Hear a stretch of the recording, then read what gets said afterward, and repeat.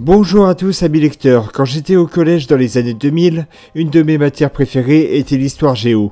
Le fait de découvrir le passé de l'être humain me plaisait énormément, et aussi parce que je trouvais que le prof que j'avais en 4e et en 3e expliquait très bien des détails jamais racontés dans le livre d'histoire géo. Peu importe la période que la classe étudiait, ce prof expliquait super bien. Et justement, une des périodes de l'histoire qui m'a toujours fasciné était le Moyen-Âge. Une époque absolument intense pour la France sur laquelle il y a toujours plein d'événements marquants et de personnages ayant construit avec leurs faits et gestes notre histoire. Malheureusement, dans mes souvenirs, les manuels d'histoire géo ainsi que des livres genre la collection joliment illustrée La vie privée des hommes, que je lisais souvent au CDI, avaient tendance à faire le minimum syndical pour parler des passages clés et disaient grosso merdo à nous autres adolescents « Vous savez, c'était une période difficile le Moyen-Âge ». Résultat, imaginez justement un ado ou même un adulte passionné d'histoire et surtout du Moyen-Âge, désireux d'en apprendre davantage sur par exemple les Carolingiens, le règne des empereurs ou les conflits importants, mais ne sachant pas vraiment comment se documenter. Alors soit il se rabattent sur les documentaires de France 5 si ça existe encore, je sais pas, je regarde plus la télé, soit il se rabattent sur YouTube avec Nota Bene, Epic Teaching of the History, La Folle Histoire et d'autres excellentes chaînes. Et si dans les deux cas, ces passionnés sont parasasiés en matière d'apprentissage, ils peuvent se rabattre sur les bouquins. Sauf que tout le monde n'a pas forcément envie de se taper des bouquins ultra sérieux avec pas beaucoup de photos, et c'est normal. Chacun sa façon d'apprendre après tout. Et justement, le livre dont je vais vous parler est à la fois l'œuvre d'un monument sur YouTube, à chaque fois qu'il ouvre sa gueule en tout cas, et aussi un énorme hommage à une époque qui ne cessera jamais de passionner les foules. Et ce livre, c'est Crépuscule des Titans, paru le 24 octobre 2019 aux éditions Ring, dont je parlerai plus en détail car ça vaut le coup, et écrit par Papacito. Décrire Papacito est vraiment pas facile. Ce mec est juste l'écrivain avec un CV tellement stylé que des baloches se balancent à chaque fois qu'il le présente. En fait, avant d'être écrivain, il a travaillé comme agent de sécurité et a ensuite été déménageur entre des entraînements de boxe et de rugby. Alors ça putain, c'est du CV d'écrivain qui claque, sérieusement. En dehors de ses boulots, beaucoup le connaissent grâce à son pote Marceau, un auteur de bande dessinée avec un humour noir dont je suis ultra fan, et avec lequel il a publié les énormes FDP de la mode. Si le premier tome a été auto-édité, il a été réédité chez Ring à l'instar du dément deuxième tome. Sérieusement, je vous les recommande ces BD. Et puis en 2018, le mec s'est lancé dans l'écriture en solo avec Carnet de guerre qui s'est vendu à 50 000 exemplaires chez Ring, et ensuite venu le livre dont je vais vous parler, et enfin Expédition Punitif. Et avec Marceau et le journaliste mal aimé et talentueux Laurent Berton, il fait clairement partie de ce que j'appelle la Triforce de Ring. Je trouve que ce surnom en jette un max, même si je suis pas forcément fan des Zelda. Alors, j'avais dit que j'allais parler des éditions Ring, et bien chose promise, chose due. Les éditions Ring fut créées par David Serra en 1999, mais s'est fait une place de mastodonte des années plus tard avec des auteurs comme le désormais détesté Stéphane Bourgoin, c'est d'ailleurs avec lui que j'ai découvert cette maison d'édition, mais c'est devenu encore plus célèbre grâce au livre La France Orange Mécanique de Laurent Oberton, dans lequel il parle de la criminalité en France, et dont je parlerai dans une autre vidéo, et ensuite Marceau et ses albums Brome, qui ont redonné une patate de forain à l'humour noir français, et d'ailleurs ce sera un de ces livres le sujet de la prochaine vidéo. Si les éditions Ring sont connues, c'est aussi à cause des polémiques et des rumeurs qui les entourent en raison des écrits de certains auteurs. Par exemple, avec La France Orange Mécanique, Laurent Oberton s'est fait traiter de raciste parce qu'il faisait le lien entre l'immigration et l'insécurité, et pourtant, Malek Bouti, ancien président de SOS Racisme, est du même avis que lui. Une autre auteure qui s'est fait allumer, c'est Zineb El Razaoui, ancienne membre de Charlie Hebdo ayant publié un truc contre l'islam radical. Et depuis, elle est obligée de se balader avec des flics en raison des nombreuses menaces de mort qu'elle reçoit. Quant à Marceau, eh ben putain, lui il s'en prend plein la gueule. Avec sa tronche, ses dessins dotés d'un humour noir avec son personnage balèze appelé Eugène, et certaines de ses publications un petit peu croustillantes on va dire, il se fait sans arrêt traiter de facho, et faut dire que sa dégaine n'arrange rien du tout. Sauf que je fais partie de ceux qui n'ont jamais eu l'impression d'avoir affaire à une maison d'édition d'extrême droite comme beaucoup le prétendent. D'ailleurs, les éditions Ring sont très opposées à ces idéaux, et je suis absolument pas le seul à prendre leur défense parce que c'est des grosses rumeurs débiles. Malgré les accusations violentes et parfois même dégradation de leurs locaux, les éditions Ring cartonnent et pas qu'un peu car certains hommes politiques recommandent leurs ouvrages.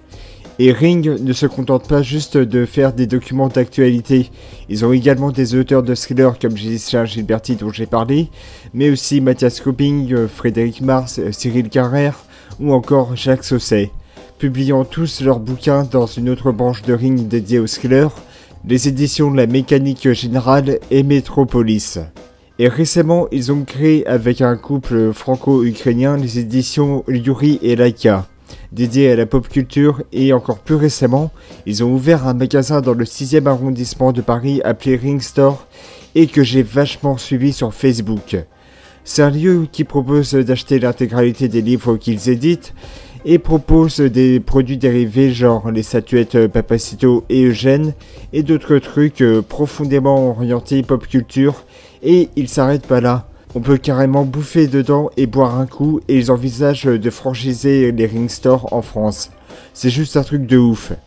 Malgré que les livres donnent l'impression que les éditions Ring ont un balai profondément enfoncé dans le cul et que parfois ils ont tendance à faire beaucoup trop de pub pour la Triforce dont j'ai parlé, je vous recommande très chaudement leurs bouquins. Bref, maintenant que la présentation des éditions Ring est enfin terminée, je peux passer à autre chose. De quoi parle ce livre? Ce livre est dédié à l'histoire du Moyen-Âge et pas n'importe lequel, le Moyen-Âge français. Ce livre nous fait explorer le quotidien de cette époque, plusieurs personnages qui ont marqué l'histoire, les différentes facettes de la société du Moyen-Âge, afin de souligner l'importance de ne jamais négliger l'histoire de son pays. Alors, le résumé que j'ai fait pourrait largement vous faire dire « C'est tout, ça n'a rien de ouf ce bouquin. Bon allez, moi je retourne à l'espace culturel, hein, c'est plus intéressant. » Et je vous arrête tout de suite car non seulement c'est un livre dédié à l'histoire, mais en plus le mec qui l'a pondu l'a fait avec tellement de soin qu'il va y avoir plus de points positifs que négatifs dans cette vidéo. Et je vais bien sûr vous expliquer pourquoi. Pour commencer, ce que j'ai adoré est que Papacito présente des figures importantes du Moyen-Âge français. Si vous avez éclaté de rire devant les visiteurs quand vous étiez mioche, vous avez entendu parler de Louis VI le Gros. Et si comme moi vous êtes breton, vous avez entendu parler de Bertrand du Guesclin. Et ben ces deux-là sont présents dans ce livre avec 2 chapitres entièrement consacrés à leurs exploits et leur importance dans l'histoire.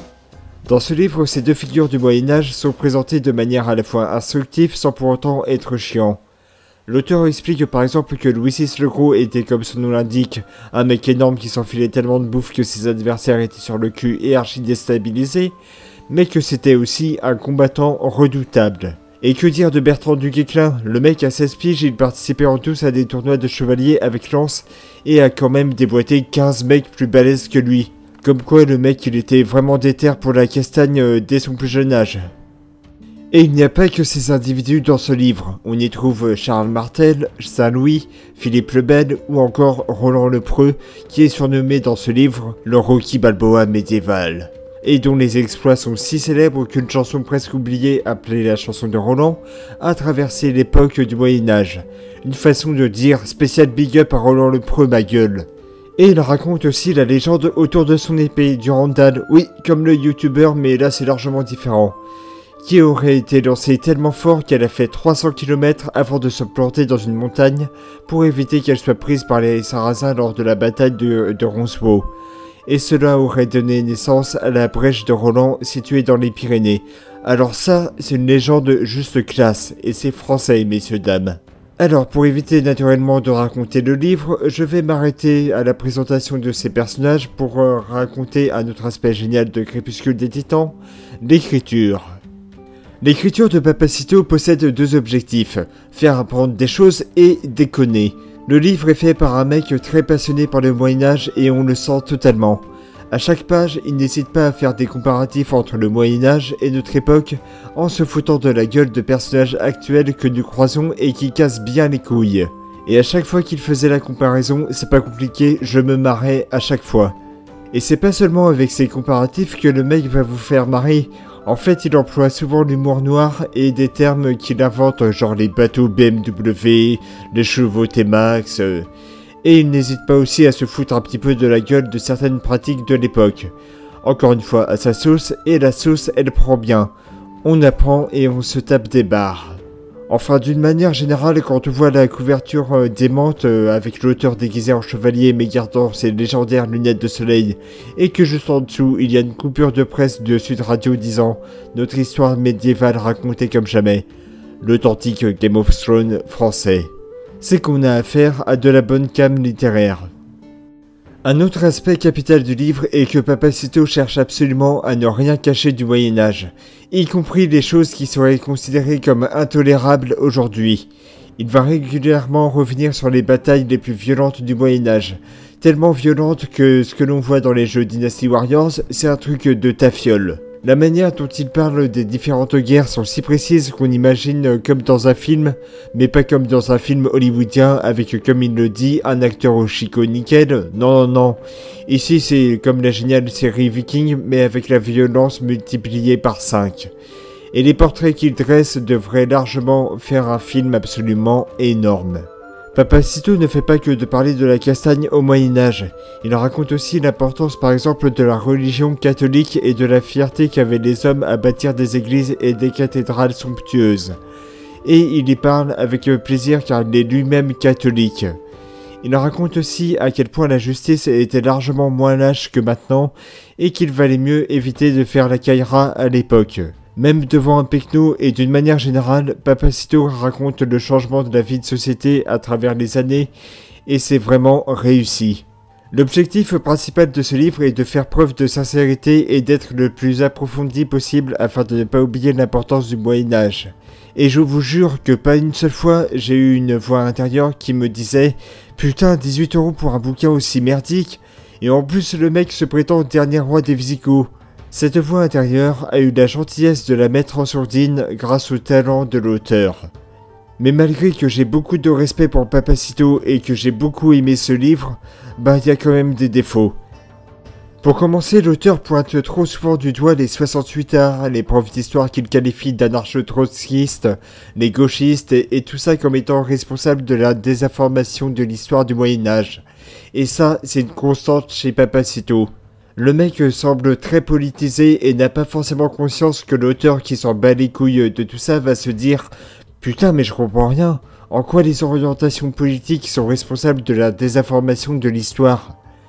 C'est peut-être très clair pour lui, mais à chaque fois qu'il y avait des passages comme ça dans ce livre, je pigeais que dalle. Autre point qui aurait pu être intéressant et qui n'est pas présent, lui qui aimerait voir l'état restauré des lieux anciens et en très mauvais état, aurait pu parler justement des châteaux en mauvais état à visiter. Cela aurait été une excellente idée pour mobiliser par exemple des passionnés par l'architecture du Moyen-Âge afin de restaurer ces lieux délabrés. Et enfin, un truc qui m'a toujours énervé chez Papacito, et ce malgré qu'il utilise le second degré avec brio, c'est qu'il se moque facilement du handicap et surtout des autistes. Alors ça putain, en tant que personne atteinte du syndrome d'Asperger, ça m'agace. On voit tout de suite qu'il est pote avec le Raptor qui lui semble pas aimer les autistes vu comment il en parle. C'est-à-dire comme si on était d'énormes merdes. Si vous voulez, dans le bouquin, il fait des comparatifs dégueulasses sur le fait que si par exemple un troupeau de balaises en armure gueule dans la bataille, ça fait autiste. Ah bah putain, on voit largement l'héritage de 40 ans de retard de prise en charge de l'autisme grâce à ces connards de psychanalystes et grâce au film Rain Man. Et c'est pas le seul auteur à se croire intelligent parce qu'il compare les autistes à des abrutis complets. D'ailleurs, on en voit pas mal des gens ultra influents croire que le mot autiste est une insulte meilleure que connard ou enculé. Je n'ai rien contre Papacito, il y a beaucoup de choses que j'adore chez ce mec. Ses entretiens à choc sont à chaque fois de véritables plaisirs, mais s'il y a bien un truc qu'il a toujours suivi malgré qu'il utilise, comme je l'ai dit, beaucoup de second degré, c'est cet automatisme à se foutre de la gueule des handicapés. Là-dessus, c'est un vrai connard. Il a beau être costaud et excellent boxeur, j'ose le dire, sur ce point, Papacito merde totalement. Malgré ses défauts et ce passage où je suis un petit peu vénère, on va dire, je dirais qu'il est temps de passer à la conclusion. En conclusion, je vous recommande fortement Crépuscule des Titans.